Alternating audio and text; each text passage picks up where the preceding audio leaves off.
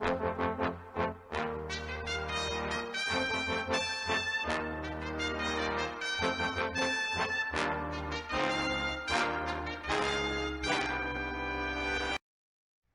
amigos, olá, amigas. Estamos iniciando o nosso Economia e Desenvolvimento desta semana, um programa que está há 25 anos no ar. Começamos lá na TV Guaíba, né? Depois TVE e tal, TV Bandeirantes, e hoje estamos aqui nas redes sociais. O que aconteceu com a maioria dos grandes programas independentes aqui do Rio Grande do Sul? O programa Atividade, por exemplo, do José Silva, que também é produzido aqui, tem 33 anos de vida e é uma enormidade, né? É uma eternidade para um mercado tão competitivo como é nosso. Bom, estamos iniciando o nosso Economia então desta semana e eu fico muito feliz em receber aqui o Wesley Lacerda e sorver da sabedoria desse camarada, né? Que realmente quando o Wesley está no programa, que nem sempre consegue agendar suas coisas, compatibilizar suas agendas, porque um camarada que faz palestra, teve uma palestra agora sobre isso, vamos conversar também em Bento Gonçalves, sucesso extraordinário. Então, Wesley, muito obrigado pela tua presença aqui, é sempre honroso. Salve, Silvio, que alegria dividir a bancada contigo, o cara que sabe tirar da gente as coisas que nem a gente sabia que estava lá dentro ainda.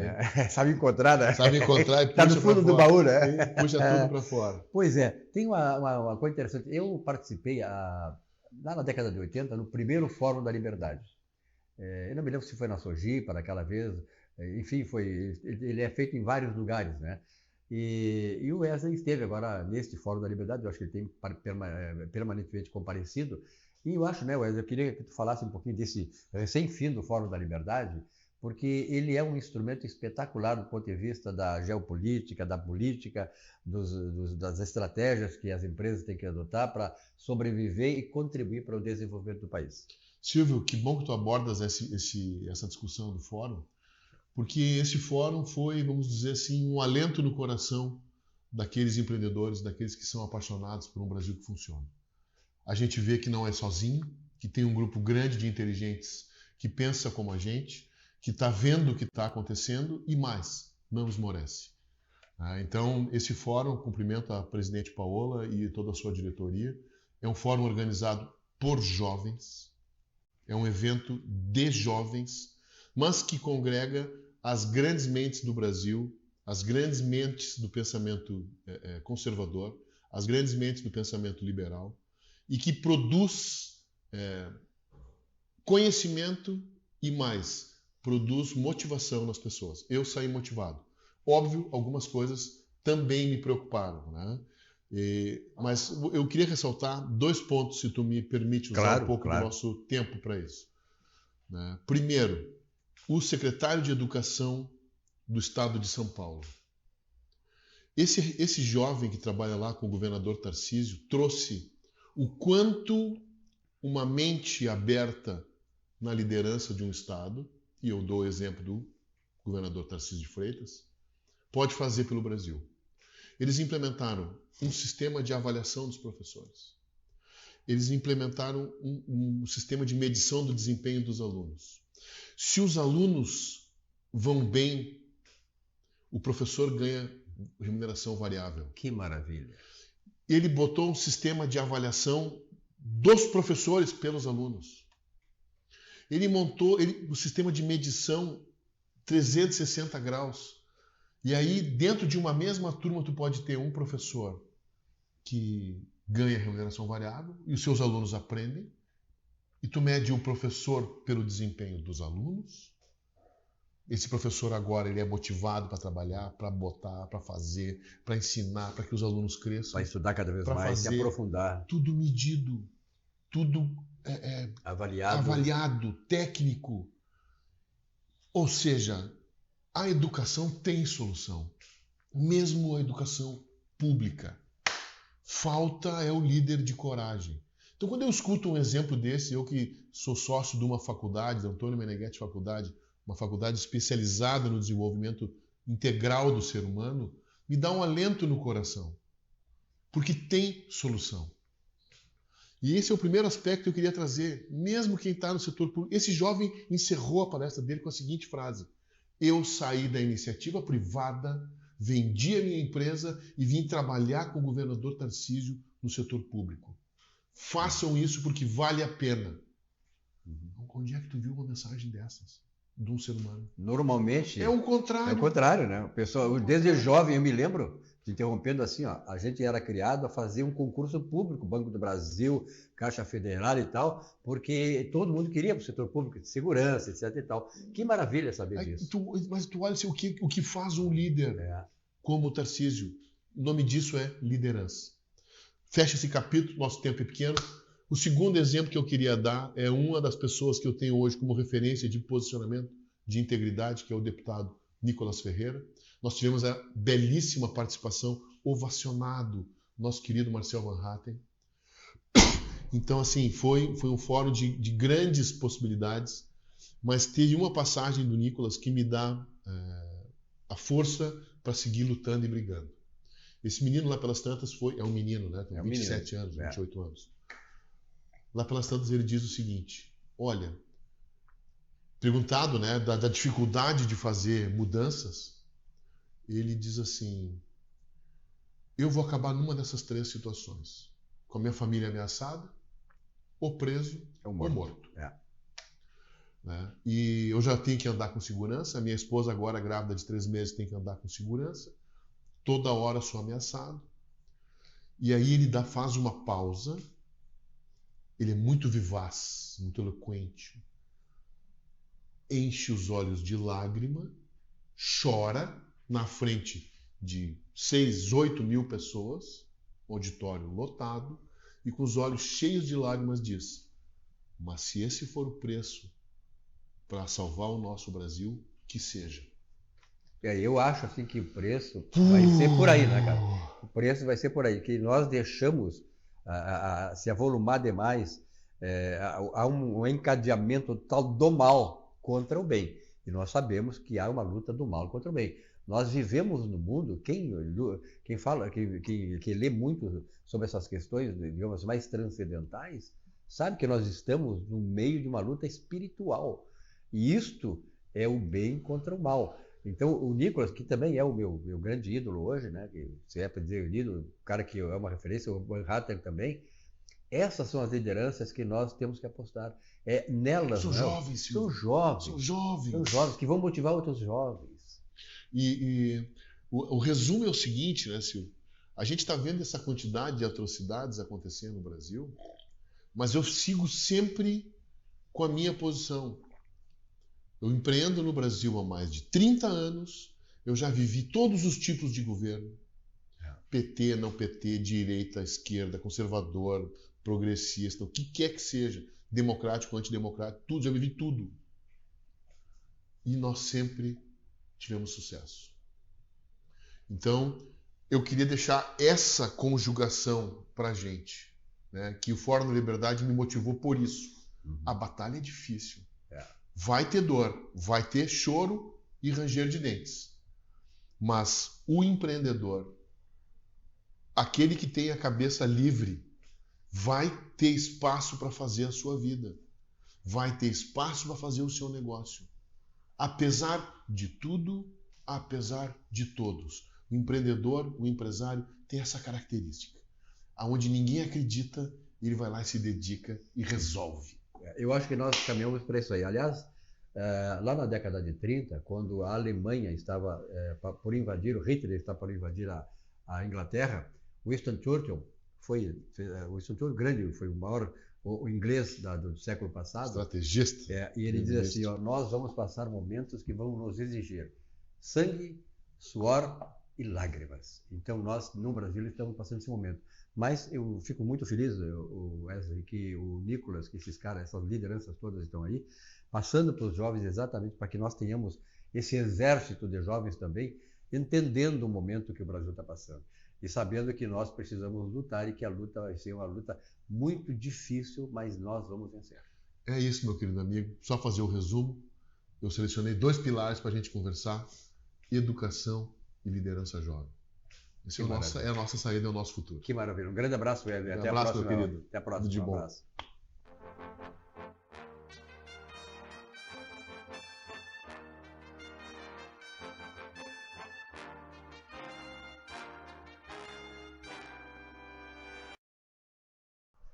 Estou recebendo aqui nesse espaço do Economia e Desenvolvimento o Dr. Gustavo Bernardo, nosso comentarista aqui há muitos anos, tá? É o cara que mantém, né, que nos ajuda a manter esse programa e trazer esses conteúdos maravilhosos para vocês. Gustavo Bernardo, obrigado pela tua presença uma vez mais, né? Bom dia, Silvio. Prazer em te ver.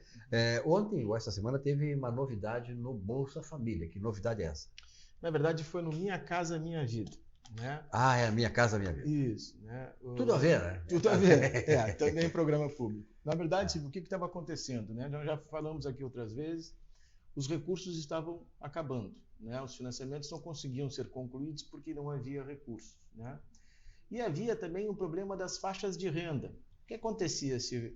Determinada família que estava com uma renda estabelecida numa determinada faixa, só podia comprar um imóvel até aquele determinado valor.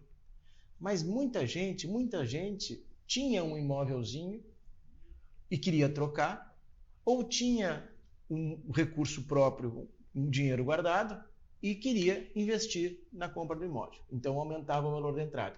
O Minha Casa Minha Vida ele sempre foi muito engessado, né? A faixa tal compra imóveis até o valor tal, a faixa tal compra imóveis até o valor tal. Então era muito engessado. O que o FGTS determinou? Né? Como tu sabe, os valores destinados para compra pela Minha Casa Minha Vida, elas vêm do FGTS. E existe um órgão chamado Conselho Curador do FGTS que estabelece, que normatiza... Que administra esses recursos. Tá? E estabelece as regras de utilização. Uhum. Tá? Então se criou uma faixa nova, uma faixa de renda até R$12 mil, ou seja, famílias que têm renda até R$12 mil. Né? E se estabeleceu, então, um reescalonamento dessas faixas. Fiz uma colinha aqui e vou falar para ti, então. Então, nós temos a faixa 1, cujas famílias têm renda até R$ 2.640. Né? A faixa 2, com famílias com renda até R$ 4.700. A faixa 3, famílias com renda até R$ 8.600. Né? E agora se criou, então, essa faixa 4, famílias com renda até R$ 12 mil. Além disso, tive uma mudança muito importante, né, no sistema do Minha Casa Minha Vida, que é permitir que você compre imóveis, né, de faixas diferentes, desde que você tenha o recurso para pagar essa diferença. Então, um imóvel numa faixa, que o imóvel tenha um valor máximo de até 250 mil, né? Se você está numa faixa inferior, mas quer comprar aquele imóvel, né? Hoje então vai ser, a partir de hoje, é permitido que você pague essa diferença, negocie com o vendedor essa diferença, né? Isso atrapalhava muitas compras e vendas, Silvio. Tornou mais maleável essa negociação. Tornou muito, né? mais maleável. Tá. E trouxe uma outra diferença que é o seguinte, né? Liberou a compra de imóveis até R$500 mil por qualquer faixa. Claro que muitas pessoas pensam o seguinte, não, mas quem tem renda de 2.670 não vai comprar um imóvel de R$500 mil, né? Mas o que acontece é que esse desengessar do Minha Casa Minha Vida vai desenvolver muitos negócios que estavam trancados. Se estima que aqui no estado do Rio Grande do Sul tenha 100 mil processos de compra e venda que estão sem conclusão porque há problemas, ou na faixa, ou na renda, ou não há como encaixar o pagamento de uma diferença. Muitas vezes o construtor ele tenta diminuir o valor do imóvel quando o cliente vai dar uma entrada maior. Mas tem que entender que todos esses imóveis eles são fiscalizados pela Caixa Econômica Federal e eles já são estabelecidos dentro de uma determinada faixa de renda, né?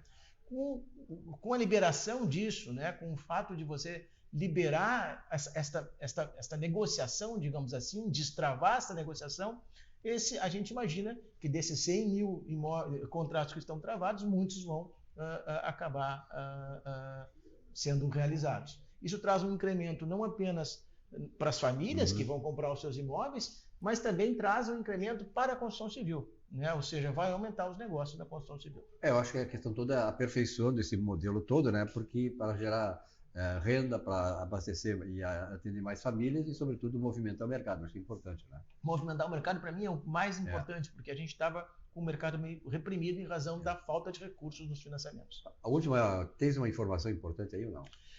Sim, uma informação relevante que nós tivemos ontem, né, anteontem, enfim, essa semana, a primeira venda de imóvel com uma moeda digital, o Drex, a moeda digital do Banco Central do Brasil. Essa transação aqui em Porto Alegre foi de um imóvel em torno dos 445 mil reais, imóvel aqui no centro de Porto Alegre, mas o que é importante dizer isso, né? Que começa o mercado imobiliário, né, a também se expandir, digamos assim, nos meios de pagamento. Tem muita gente hoje, Silvio, que tem moeda digital. Tem muita gente hoje que tem carteiras digitais, né? E essas carteiras digitais não tinham tanta utilidade para o mercado imobiliário, mas é uma fonte de renda absurda, muito grande mesmo, né?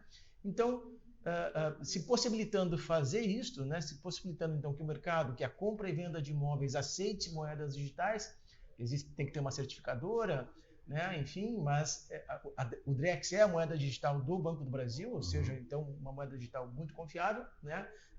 É mais uma das medidas de expansão do mercado imobiliário, né? É uma notícia importante, foi um único imóvel, o primeiro, mas é uma notícia muito importante, Silvio. Verdade, um grande abraço, parabéns aí, sempre trazendo novidades importantes para o mercado imobiliário. Até a próxima. Até a próxima, Silvio.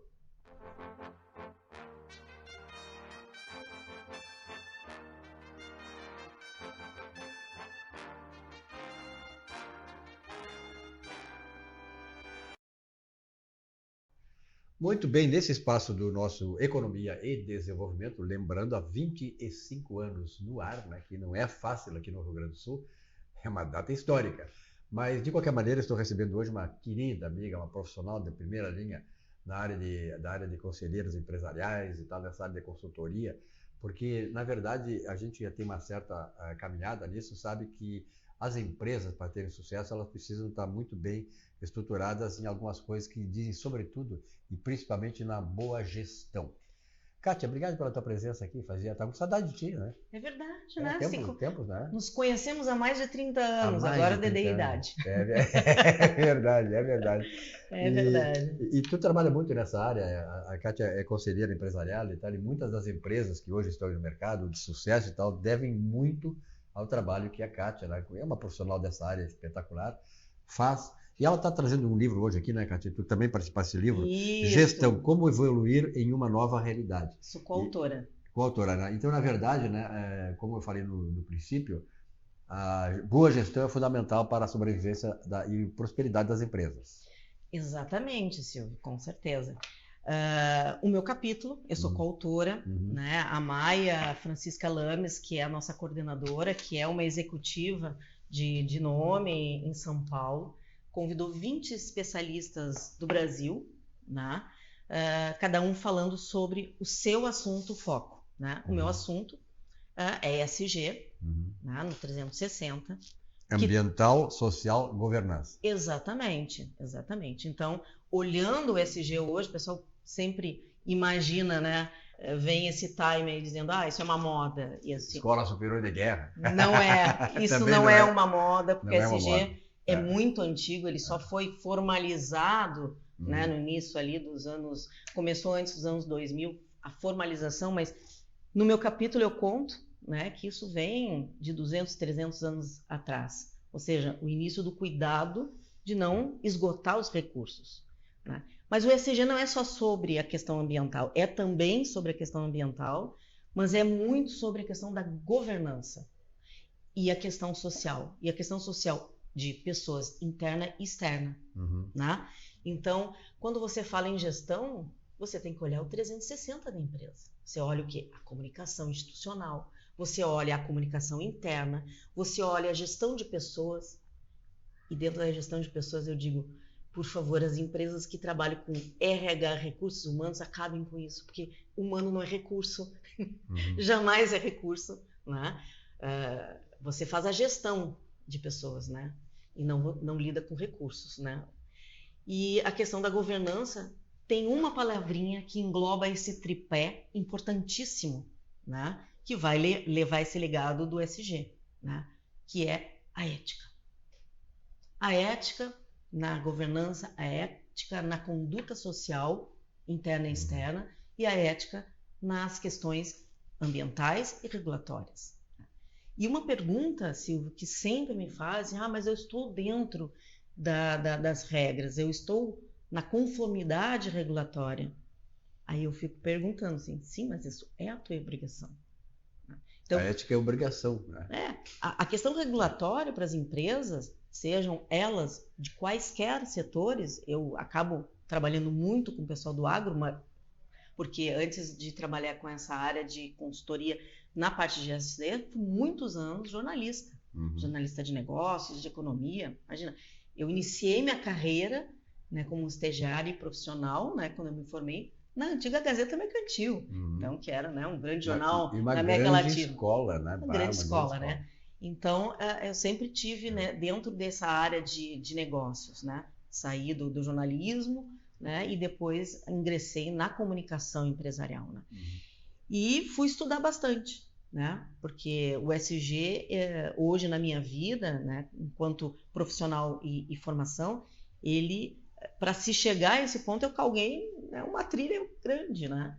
Fui estudar também neurociência aplicada aos negócios, sou pesquisadora, né, independente de neurociência, tenho formação nessa área, e o ESG veio para complementar, para ser a cereja do bolo. Porque nada dentro das empresas, das organizações, das entidades e dos governos, né, porque governança e aplicabilidade de gestão você faz tanto na instituição privada como na instituição pública também, né? Claro. Então, quando você olha o ESG, né, que tem um foco em você conduzir a gestão de uma maneira, ter o olhar de dentro para fora, de fora para dentro, né, e você cuidar também as pessoas que estão conduzindo a gestão, porque o que é a palavra gestão? Né? Ela é uma palavra só. Quem conduz isso? Pessoas. Tudo é sobre pessoas. Né? Eu vi em entrevista anterior aqui, né, um grande empresário falando que no final tudo é pessoas. Tudo é pessoas. Né? Então é sobre isso, sobre a condução ética, sobre como você... mas a gente faz... Como você diz que a gente não faz, né, as coisas com ética? A questão não é como não faz, mas é no dia a dia que a gente às vezes não percebe o quanto não se faz as coisas que deveriam ser feitas. Kátia, normalmente eu acompanho há mais de 54 anos como jornalista nas empresas, tá? Trabalhei, sou economista, tenho mestrado em economia e tal, e o que eu observo é o seguinte, naquele tempo e de lá para cá, historicamente, as empresas públicas sempre foram muito ineficientes. Por quê? Porque não havia aquela preocupação de eficiência, de buscar, digamos assim, mobilizar os recursos e fazer com que os recursos fossem bem aproveitados. Ainda há muita resistência do ponto de vista das empresas públicas, das instituições públicas, na busca de uma boa gestão, que esse é a grande mácula do ponto de vista empresarial, ao longo da história, das empresas públicas terem muitos funcionários, ineficientes, não entregar aquilo que deveriam entregar e serem um peso para a sociedade. Como é que tu vê isso aí hoje? Então, no Brasil, isso realmente é um problema desde sempre, né? Então, nós temos uma questão que é um problema, que é a nossa história cultural, né? Então, a cultura social, a cultura do fazer as coisas, a cultura de enxergar, como a gente enxerga a vida, como a gente enxerga as coisas, né, do dia a dia, faz toda a diferença, né? Então, é diferente quando o brasileiro vai fazer negócio no exterior, há um gap, às vezes, muito grande, né, do que é entendimento. Você faz o certo pelo certo. Essa frasezinha não é algo que se aplica a uma cultura social brasileira, né? Então a gente ainda tem essa questão de tirar vantagem. Isso é fato, né? Então é algo que dentro do Brasil e nas empresas públicas com mais força ainda, porque muitas delas, em termos de se evoluíram na parte de tecnologia muitas vezes, mas voltando à origem, meu querido Silvio, tudo é pessoas. Né? Então, nós temos este problema no Brasil, cultural, que nós temos que transpor isso, né? E enquanto o brasileiro não entender que realmente nós temos uma grande diferença cultural com vizinhos do lado aqui, né? Estou falando de países Uruguai, Argentina, né? O próprio Paraguai tem questões também diferenciadas, mas vamos Uruguai e Argentina, né? A postura com que eles fazem negócio, a postura com que é diferente do brasileiro. Então, isso é algo que é um gap que nós temos. Isso é algo que tem que ser resolvido internamente. né? Tem que ser mudado, e isso acaba também atingindo o setor privado. Tu falaste de uma questão ética. Eu te pergunto o seguinte, assim, o que é, na tua concepção, uma empresa ética? A empresa ética, né, dentro desses princípios do ESG, a princípio todas elas, né, elas são, né, se denominam éticas. Mas a gente para pensar assim também.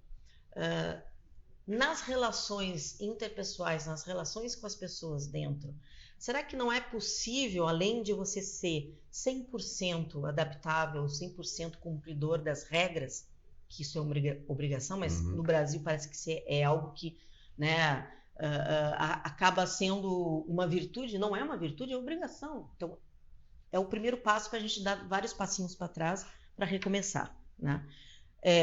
Na questão das empresas serem mais ou menos éticas, é enxergar que tudo que é regulação, tudo que é obrigação de lei, tudo que é questão que diz respeito aos seus funcionários e a forma como que vai lidar, isso é obrigação. Não faz nada mais do que obrigação. Então, partindo desse princípio, mudando o mindset, mudando o que é a mentalidade do gestor, né? Também não é lei, não é casa de ninguém, como a gente diz, né? As pessoas internas também têm que cumprir, fazer seu papel. Então, é uma mão, é a avenida, né? Que vai e vem, uma mão de duas vias, né? Você entrega, você recebe da mesma maneira, né? E na questão da administração, né, de você enxergar ser ético ou não, o quanto você não tem rescaldos, por exemplo, na relação comercial, você tem menos processos trabalhistas, comerciais, né? Isto é um termômetro no Brasil, onde você percebe o quanto as empresas estão não sendo, elas são totalmente não éticas, não é isso. É o quanto o termômetro desses gestores precisam se adequar para diminuir essas questões, né? E também as próprias leis precisam ser adequadas, né? Com certeza. Bom, evoluídas, né? Evoluído, na verdade, tudo é evolução. É evolução. Né? Tem muitas vezes que as pessoas pensam que está evoluindo, mas está involuindo. Mas, de qualquer maneira, essa é uma outra questão. Exatamente. Mas, por exemplo, assim, para terminar o nosso bom bate-papo aqui importante, tomara que tu venha mais vezes aqui, porque essa é uma questão sensível, fundamental, né? Sobretudo para os grandes empreendedores, aqueles pequenos também, que hoje nós estamos na fase do empreendedorismo. E quem está querendo empreender, ou quem já está empreendendo, precisa desses conhecimentos. Uma das questões que são cruciais do ponto de vista da história das empresas, da sua caminhada, da sua, digamos assim, do seu sucesso ou não, da prosperidade ou não, diz respeito à mudança geracional. Muitas vezes é uma empresa familiar e tal, nós sabemos que existem, a maioria são empresas familiares que na troca de geração tem problemas. Como é que tu vê essa questão hoje? Isso é algo fundamental, né? Porque para a vida, né, da constância das empresas, né? Mas eu tenho visto, Silvio, já nos últimos 10 anos, que esse cenário tem mudado muito. Que maravilha. Muito mesmo. E por melhor, né? Para melhor, claro. Para melhor. E eu vou te dizer assim, que o Brasil vai começar daqui os próximos 10 anos, né, nessa evolução, vai ter uma mudança de virada de chave bastante grande, né? Já nos próximos 5 anos vão começar a ser percebidos e em 10 anos uma mudança. Por quê? Porque essa, como a gente chama aqui no Rio Grande do Sul, essa gurizada que está entrando, 20 e poucos, 30 e poucos anos, né, que está recebendo do seu pai, né, que uma empresa que vem desde o seu avô, né, e eu tenho um exemplo de um cliente meu do agro, né, que começou com o avô, o pai deu continuidade e está entregando para os filhos, né?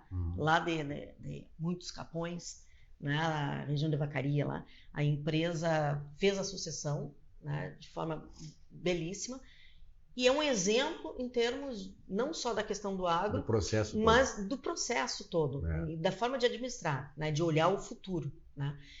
E isso também em outros setores. Setor do comércio, setor de indústria, várias indústrias, né? Não só no setor do agro, né, que nós temos, mas indústrias também aqui no Rio Grande do Sul, da área de alimentos, acaba sendo também do agro, né? Claro, né? Principalmente, são empresas que estão fazendo essa sucessão, que estão abrindo, não é fácil. Não é fácil. Não tem sido fácil, mas eu acho que a dor ensina a gener.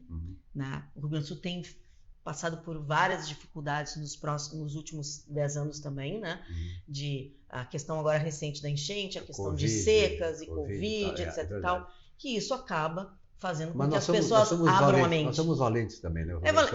Não está morto quem peleia, né? Kátia, me diz uma coisa, quem está interessado, evidentemente, eu recomendo para vocês esse livro, Gestão, Como Evoluir em uma Nova Realidade. Como é que faz para adquirir? Ela está na Amazon. Na Amazon, ou quem quiser também me chamar no meu Instagram, né? No meu Instagram. Telefone, Kátia Desessar, né? Kátia Desessar, só tem um no mundo, então não vai errar. Kátia com KY, Desessar só tem eu. Né? No Instagram ou no Facebook me chama, né? Que daí a gente dá um jeito de chegar na casa de todo mundo. Kátia, querida, muito obrigado. Olha, foi um belo papo. Eu sempre digo assim, eu sou um camarada que tenho o privilégio de trazer gente aqui que me traz conteúdo. Então eu enriqueço muito aqui em ouvir pessoas como você. Um abraço e até a próxima. Muito obrigada pelo espaço.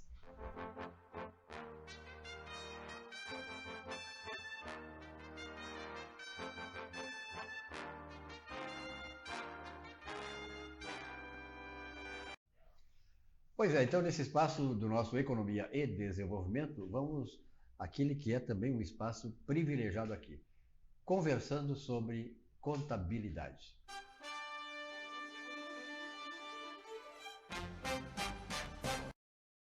De pai para filho. Hoje quem está ocupando aqui o Conversando sobre Contabilidade, ao invés do pai, Salésio D'Agostinho, Giovanni D'Agostinho. Mas, de qualquer maneira, da empresa de contabilidade, que para mim é a mais importante do Rio Grande do Sul. Aqui não é questão de elogiar só por elogiar. Eu conheço o trabalho deles há mais de 35 anos, então eu posso dizer, né, que realmente é um trabalho espetacular que eles fazem. E o Giovanni também é um dos pontas de lança do escritório lá de contabilidade deles. Giovanni, qual é o assunto de hoje? Obrigado pela tua presença. Silvio Lopes, uma satisfação estar participando do programa. O assunto de hoje é a atualização da tabela do imposto de renda das pessoas físicas. Recentemente foi editada a medida provisória número 1294. Estou falando de uma edição de uma medida provisória que aconteceu esta semana, né? E aonde, a partir de maio de 2025, então a tabela mensal do imposto de renda vai ter um reajuste de 7,5%.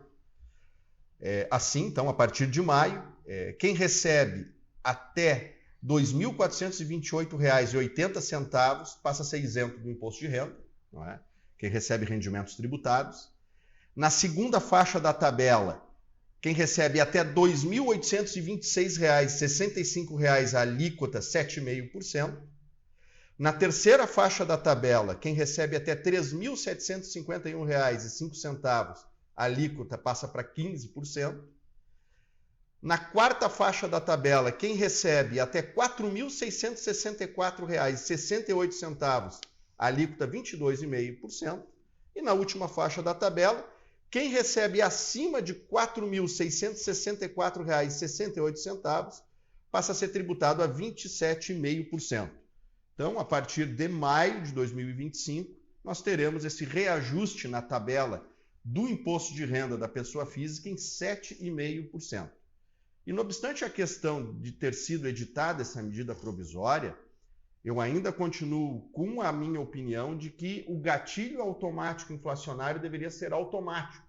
Então, nesse sentido, eu peço atenção ao governo, peço atenção aos legisladores, que editem uma lei na qual já fica previamente estabelecido que no início de cada ano o governo federal, através de um decreto, atualize automaticamente a tabela do imposto de renda das pessoas físicas, tendo por base o índice da inflação. Isso aí, de certa maneira, ajudaria o próprio governo, né? E as pessoas para se programar, saber que vai ter um reajustamento, porque ela não vai pagar mais imposto. Porque se ele não reajusta a tabela do imposto de renda, naturalmente a pessoa física acaba pagando mais imposto. Sim, a pessoa física paga mais imposto por decorrência da perda do poder aquisitivo. Por causa do processo inflacionário. Né? Então, isso é injusto do ponto de vista fiscal, né? E eu acho que isso é uma correção legislativa que deveria ter sido tomada, né? Antes tarde do que nunca. Não é? Olha aqui, uma telespectadora, a dona Maria, está perguntando se o Giovanni paga imposto de renda. Pago imposto de renda. Eu sou titular do escritório de contabilidade, uma pessoa jurídica, né? Então eu recebo o Prolabore, e o Prolabore é um rendimento tributável. Tributável, né? Normalmente quem é empresário, né, quem é sócio de pessoa jurídica, que é o meu caso, são basicamente 2 tipos de rendimentos que a pessoa aufere. Que é o rendimento que seria o salário do diretor, do sócio. O nome é prolabore, né, o alto salário. E o prolabore considera-se como salário mesmo, para todos os fins. Base de incidência da Previdência Social, né, base de incidência do imposto de renda. Né? Então, esse é o salário do dono da empresa, é o prolabore. E o outro rendimento é os lucros, os dividendos auferidos. Né? Então, a empresa paga os tributos sobre os seus resultados, sobre o seu faturamento. Já há uma previsão legal onde a empresa paga lá um adicional de 10% do imposto de renda, exatamente para que os dividendos sejam distribuídos isentos, né, na pessoa física beneficiária. Né? Então, eu recebo prolabore, né, e sobre os lucros do escritório eu recebo os dividendos. Seria que aí os dividendos são isentos. Né? Claro. Giovanni, por mais que o governo tente, digamos assim, tornar fácil, né, a declaração de imposto de renda por parte da pessoa física, por mais que ele tente isso, naturalmente tem muitas pessoas, eu acho que a maioria, muitas vezes ela não consegue ter um discernimento técnico para fazer a sua declaração de imposto de renda e, digamos assim, aproveitar as brechas, as oportunidades para pagar menos imposto. Quem é que não quer pagar menos? O próprio governo não quer pagar menos e os seus custos e tal para melhorar a sua administração, ou seja, para ter uma administração eficiente. Como é que a pessoa faz? Eu acho, assim, particularmente, que a pessoa que tem uma dificuldade tem que se socorrer de alguém que entenda, né? Porque muitas vezes a pessoa vai lá, faz a sua declaração, ela mesma, acaba pagando, quando na verdade, né, se for um profissional alertasse ela sobre as vantagens aqui, essas coisas todas, essa complexidade toda, embora a facilidade que o governo tenta impor, ela poderia não pagar e podia até receber. Ah, com certeza, com certeza. É importante que o contribuinte arrecade a documentação referente às despesas, né? As despesas dedutíveis. Né? Então vamos imaginar as despesas com educação, né? Médicas. As despesas médicas, plano de saúde, não é? Dos dependentes também. Né? Enfim, as despesas, e além de arrecadar as despesas que possibilitam a dedução da base de cálculo do imposto de renda da pessoa física, ainda é importante tomar algumas precauções, né? Do tipo, eu gastei determinados valores na manutenção predial do imóvel que eu possuo. Né? Então, esses gastos, né, de manutenção, vamos imaginar dessa forma, aumenta o custo de aquisição do bem, e quando esse bem for vendido, quando esse bem for alienado, o ganho de capital decorrente dessa operação será menor, então menor o imposto de renda também. Né? Assim como o gasto com a corretagem, eu vendi, um corretor ganhou lá o percentual do serviço dele. Então, esse gasto com a corretagem é possível também deduzir da base de cálculo do imposto de renda sobre o ganho de capital dessa venda desse imóvel. Não é? Tem outras também, hoje em dia as pessoas que têm imóveis colocam no Airbnb esses aplicativos. Não é? É possível, né, que quando a pessoa aufira a renda com os aluguéis, as despesas, né, de custeio da manutenção desses imóveis que são locados, é possível, então, fazer tipo um livrinho caixa, digamos, né? Diz, eu oferi tanto de renda, mas eu tenho tanto de despesa para disponibilizar esse imóvel para locação, né? Internet, condomínio, luz, água, enfim, né? Então é possível a pessoa poder se organizar nesse sentido para, dentro da lei, pagar menos imposto de renda.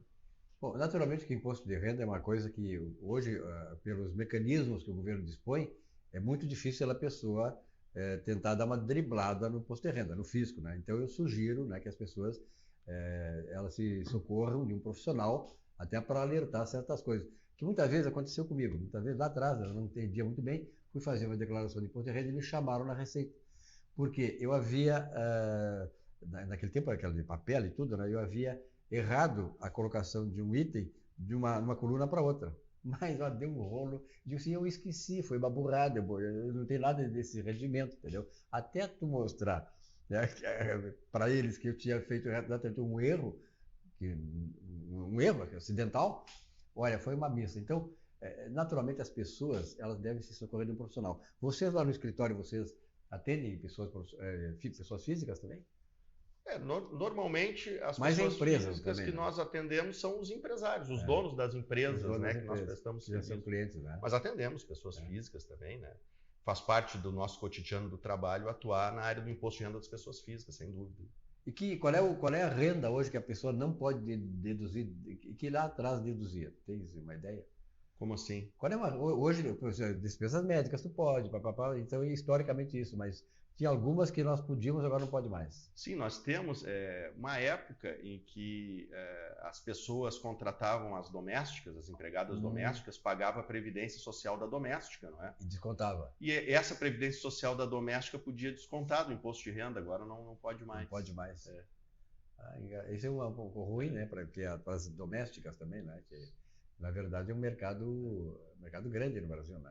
É que teve uma época que existia ali uma certa faculdade no que toca ali ao pagamento da previdência, né? E tinha uma certa informalidade na contratação das domésticas. E depois foi editado, acho que se não me falha a memória, foi no ano de 2005, a Lei Complementar número 150, que tornou mais rígida a relação de trabalho entre empregador doméstico com a empregada doméstica, não é? Então, no início foi possibilitado fazer essa dedução da previdência social e agora resolveram não mais deduzir, né? Eu acho que deveria continuar essa dedução. É verdade. Para concluir, Giovanni, vamos recapitular os prazos aí de entrega da declaração de imposto de renda. A pessoa que pegou a entrevista agora e tal quer saber o prazo, porque é bom, né? Estar dentro e ajustado e entregar dentro dos prazos estabelecidos. O prazo vai até o dia 30 de maio, né? Nós ainda temos um tempo razoável, não é? Um mês e meio. Isso é. Quero registrar que o assunto que eu trouxe no início da entrevista, né, que trata da atualização da tabela, é a partir dos fatos geradores de maio de 2025. Né? Então, a atualização da tabela através dessa medida provisória número 1294 não se aplica para o ajuste anual que nós devemos entregar aí até o final de maio. Giovanni, obrigado pelos esclarecimentos. Eu absorvi bastante, viu? Agora eu acho que eu vou fazer, não preciso te contratar, viu? Obrigado. Tá bem, um abraço. Um grande abraço, até a próxima.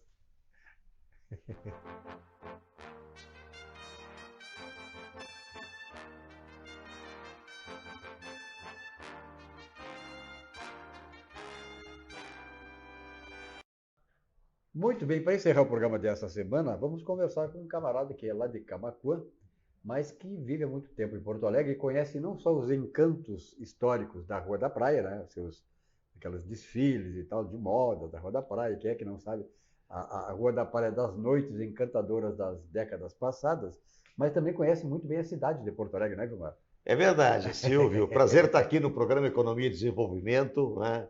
E dizer que realmente eu tenho dupla nacionalidade, eu sou camaquense e porto-alegrense, né? Na verdade, em tempo, né, de convivência, de vivência, eu sou mais porto-alegrense, eu estou em Porto Alegre desde 1971.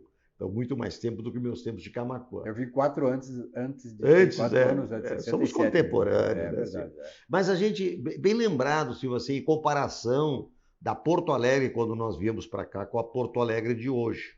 A Porto Alegre, quando nós viemos para cá, era uma Porto Alegre totalmente diferente. E as pessoas jovens até nem se dão conta, que não conhecem, nem imaginam o que era passear na Rua da Praia na década de 70. A saída dos cinemas. Saída dos 4 cinemas que tinha na Rua da Praia, mais o Vitória, mais o São João, mas enfim, né, a Avenida e tal. E o que acontece naquela época? A gente tinha mais limpeza, não tinha moradores de rua, nós não tínhamos assaltos e nós tínhamos as vitrines da Rua da Praia, adjacências, todas abertas, todas expostas, iluminadas, e a gente ficava ali apreciando o que comprar no dia seguinte. O Kirk, na esquina da Dr. Flores com a Rua da Praia, era uma loja que eu gostava de ir, e todos os demais ali estabelecimentos, né, de lazer, a Pastelaria Bruxa, enfim, né? E as famílias iam passear ali, né? As famílias iam passear na noite, né? E a gente ia para lá, né? Jovem, adolescente, e olhar as gurias, né?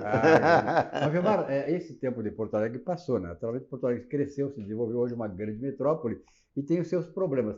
Nós caminhamos muito por Porto Alegre e a gente fica sentido, né? Porque Porto Alegre hoje está um pouco abandonada, as calçadas estão mal cuidadas e tal.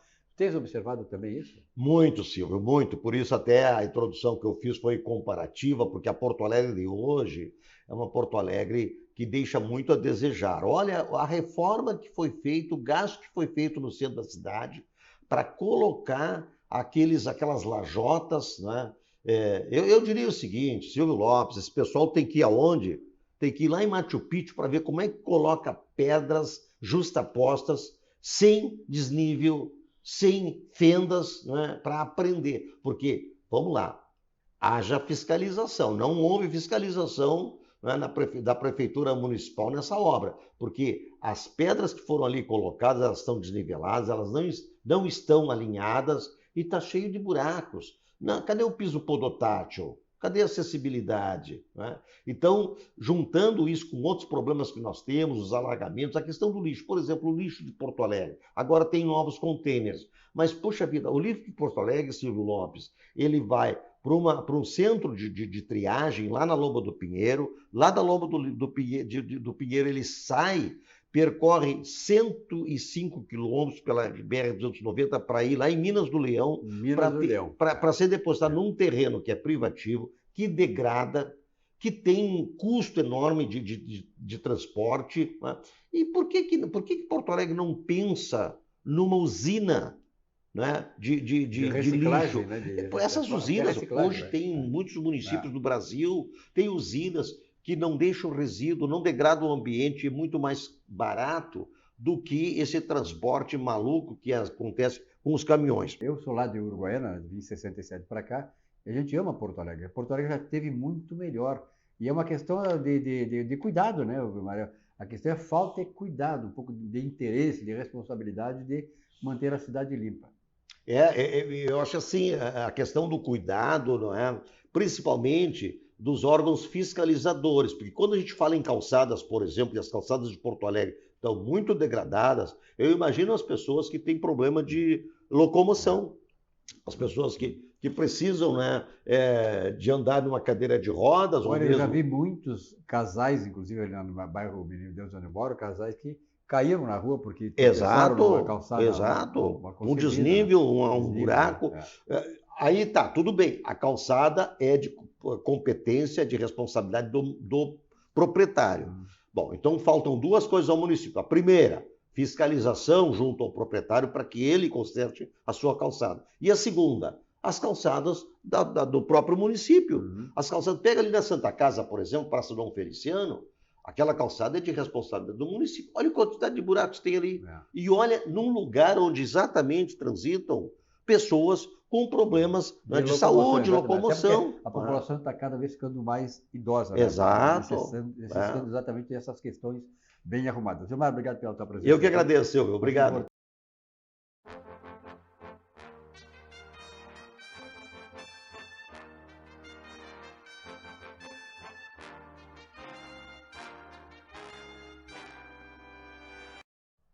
Muito bem, vamos encerrar o nosso programa desta semana no chamado momento empresarial, né? O movimento empresarial também é melhor porque é um movimento empresarial, é um movimento que está aí sempre efervescente e tal dentro da economia. E para falar sobre isso, neste movimento empresarial, o Juliano D'Agostino, que é da família D'Agostino. Juliano, obrigado pela tua presença aqui. Tudo bom, Silvio Lopes? Uma honra tê-lo aqui no programa. Eu acho que é a segunda ou terceira vez, né?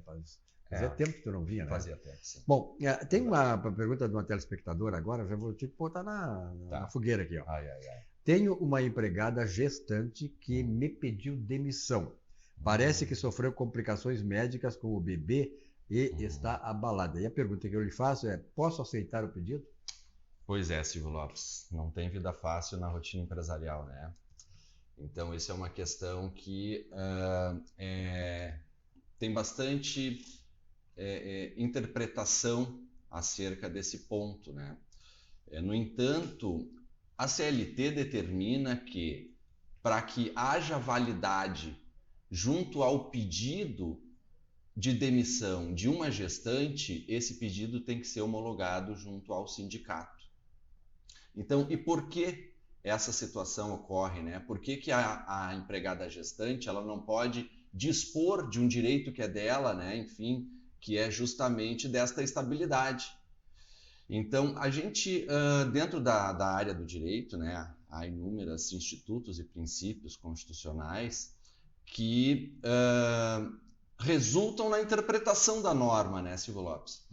Então, o que a gente pode informar é que o direito ao nascituro, então, a gente tem o artigo 2º do Código Civil, que determina, então, acerca da personalidade jurídica.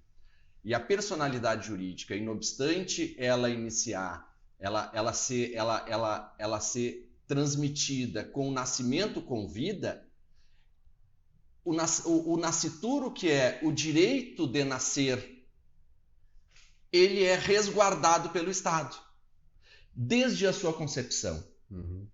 Então, no momento em que a gestante, esse é um argumento muito utilizado na Justiça do Trabalho.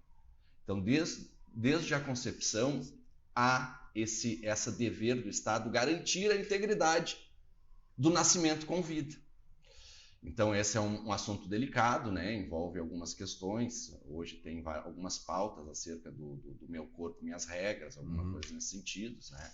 Então, no entanto, esse aspecto de abrir mão da estabilidade gestante, quando no momento, na sua gestação, durante a sua gestação, ele precisa de uma assistência do sindicato para que confira validade a esse pedido, na medida em que esse direito à estabilidade da gestante não é só dela, também é do bebê.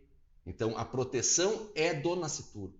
Então, daí essa exigência legal para que haja uma assistência, uma validação desse pedido justificado. Perfeito. Então, nessa hipótese, sim. Então, poderia demitir somente, aceitar o pedido, né? Somente na hipótese de ser um pedido assistido pelo sindicato. Perfeito. Bom, uma outra questão aqui é a seguinte, ó. Estou buscando reduzir custos com a minha operação. A terceirização da mão de obra é uma alternativa válida e segura? Bom, Essa questão da pejotização também, né? Exatamente. Então, a segurança jurídica no Brasil é algo delicado, né? A gente tem aí inúmeras situações que demandam interpretação. A gente sabe que quem dá sentido à norma é o juiz, né? É a jurisdição. Então, para o telespectador que simplesmente quer reduzir os gastos, a terceirização ela só é válida se ele reestruturar a sua empresa para transferir a gestão da prestação de serviço para um terceiro. Então, esse é o aspecto que demanda a norma para que haja validação dessa terceirização, que hoje é bem pertinente. O ministro Gilmar Mendes ele pautou o tema 1389, se eu não me engano, que é determinando a suspensão de todos os processos que versam sobre isso, para determinar qual a competência, né? Qual a competência e quais os critérios para essa pejotização. Que esse nome, ele é utilizado ao problema do nome, né? Então, a gente vê que na Justiça do Trabalho, o termo pejotização, ele é utilizado a fim de significar a fraude. Então, na Justiça do Trabalho está lá. Então, houve a pejotização, ou seja, ele fraudou a norma trabalhista, mascarando um contrato de emprego com uma pessoa jurídica, uma terceirização. Então, há essa confusão. Agora, como a reforma trabalhista e a reforma do direito do trabalho, enfim, autorizou a terceirização da atividade fim, passou-se a ter essa confusão no sentido de poder, então, eu posso ter um empregado sem ter carteira assinada, que é o que? Aquele funcionário, aquela pessoa que presta serviço mediante subordinação. Então, dando um exemplo simples, né? A gente poderia ter uma situação similar entre uma empresa de ônibus que quer contratar um cobrador ou um motorista, aonde ele precisa cumprir uma jornada para cumprir uma rota fixa de uma linha. Então, esse colaborador ele chega na empresa num determinado horário, cumpre uma determinada jornada e veste a camiseta da empresa, se institucionaliza. Então, quando há essa institucionalização do colaborador, esse contrato ele é de emprego. Ele não pode ser considerado um contrato de terceirização. A terceirização demanda o quê? Demanda tu transferir para um terceiro a gestão dessa prestação de serviço. Diferente seria no caso de uma empresa de turismo que contrata esporadicamente viagens. E nessa oportunidade, ele chama um motorista terceirizado para suprir aquela demanda. Então, por mais que ele tenha venda rotineira, ele chama quando é necessário. Se ele não precisa comparecer, ele chama outro. Ele não bate ponto. Ele é chamado para prestar o serviço quando dá necessidade.